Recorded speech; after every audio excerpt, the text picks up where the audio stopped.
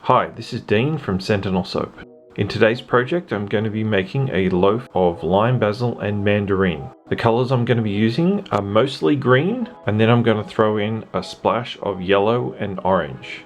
This is one of my favourite fragrances. It's really lovely and fresh, and my customers always request this fragrance. So I hope you like this video.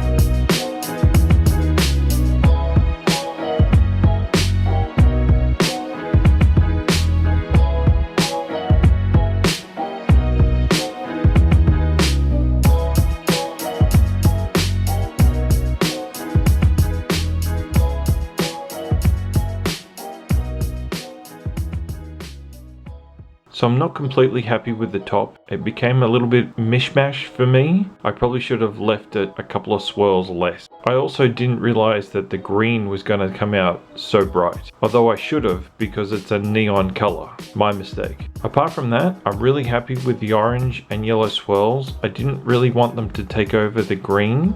I just wanted a little bit of variety in there.